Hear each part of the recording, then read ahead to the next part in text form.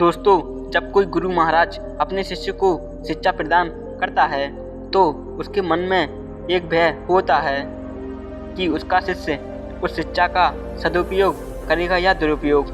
इस कहानी में हमें जीवन की ऐसी सच्चाई पता लगेगी जो आपने सोची भी नहीं होगी। तो चलिए कहानी को लास्ट तक सुनते हैं। चलो कहानी शुरू करते हैं। एक बार एक प्रतापी संत व्यास जी अपने शिष्यों को आश्रम में पढ़ा रहे थे। उनके बहुत से शिष्य थे।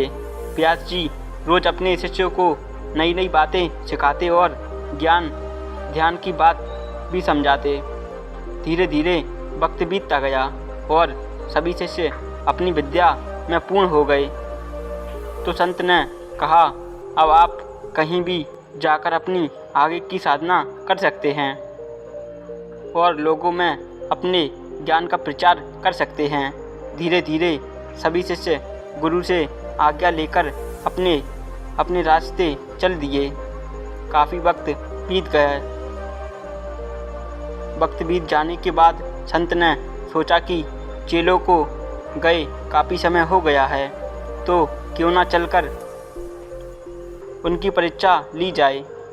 कहीं वे अपनी शिक्षा का दुरुपयोग तो नहीं कर रहे। इस प्रकार संत की अपने आश्रम में चेलों को ढूंढने निकल जाते हैं और बारी बारी सभी से मिलते हैं। मिलने पर संत जी ने पाया कि सभी सही दिशा में काम कर रहे थे, लेकिन एक शिष्य अभी बाकी या उनके बारे में संत की को मालूम हुआ कि उसने गृह त्याग कर दिया है और जंगल में एक संन्यास आश्रम खोल दिया। वहाँ बड़ा ही कठोर तप कर रहा है। संत जी यह बात सुनकर बहुत प्रसन्न हुए और उससे मिलने जंगल की ओर चल दिए।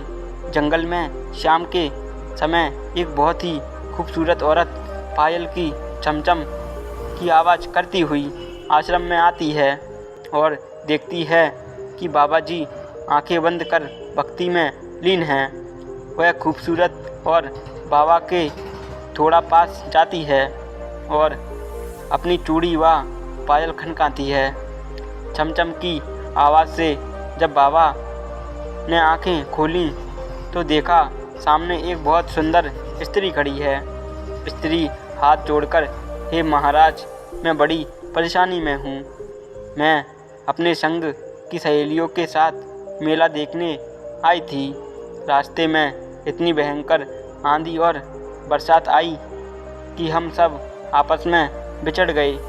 ना जाने कौन किधर चली गई और मैं भटकती हुई इस सुनसान जंगल में आ गई। अब तो अंधेरा भी होने लगा है, तो कृपया मुझे आज की रात आपकी कुटिया में बिताने दे तो आपकी बड़ी कृपा होगी। बाबा जी, अरे बाबा जी, ना यहाँ स्कूल ही इस सुनसान धर्मशाला में, यहाँ तो बस मेरी ही एक कुटिया है। ही है, इसमें केवल संत फकीरों का आसन लगता है जिसमें हम भजन करते हैं और माला फेरते हैं, अपने शरीर की साधना करते हैं। यहाँ औरतों का कोई भी काम नहीं है। तू कहीं और जाकर अपना ठिकाना देख। स्त्री बोली, महाराज, अब तो धीरे धीरे रात भी हो गई। मैं अकेली अबला नारी कहाँ जाऊँगी। मुझे रात रात रुकने दो। सुबह होते ही मैं अपने रास्ते चली जाऊँगी। बाबा कुछ सोचते हुए बोले,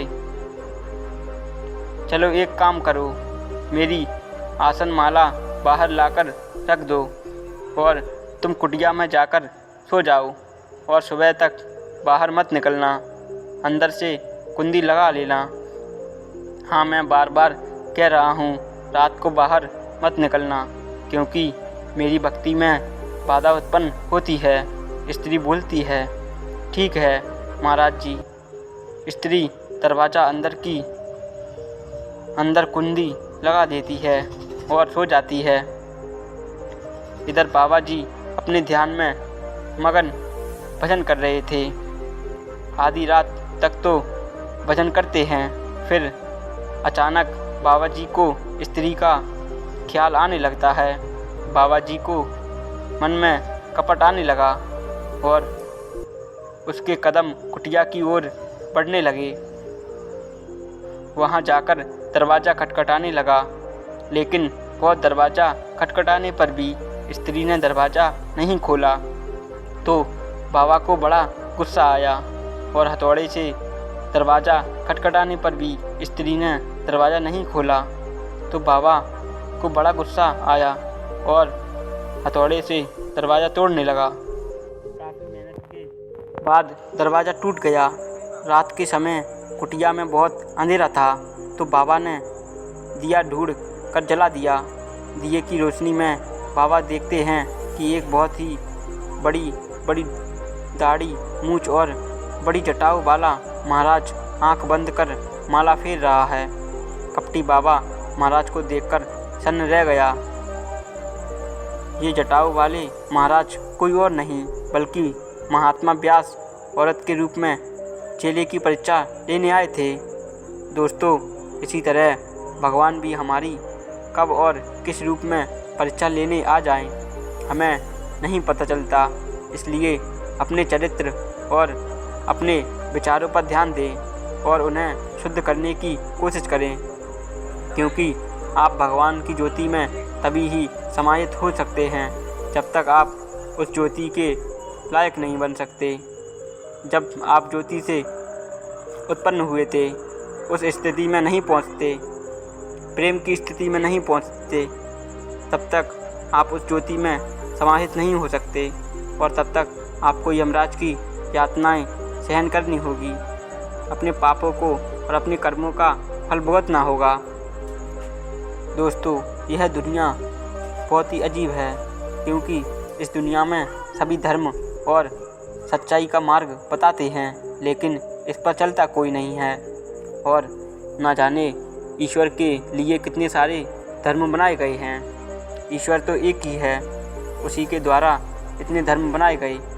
लोगों ने अपने धर्म के धंधे खोल लिए हैं, लेकिन सभी धर्म अपनी किताबों के हिसाब से चलते हैं, लेकिन धर्मों से भी सही प्रभु का रास्ता तो हमारे अंदर ही है। और जहाँ दिल सच्चा और मन सच्चा हो तो वहाँ पर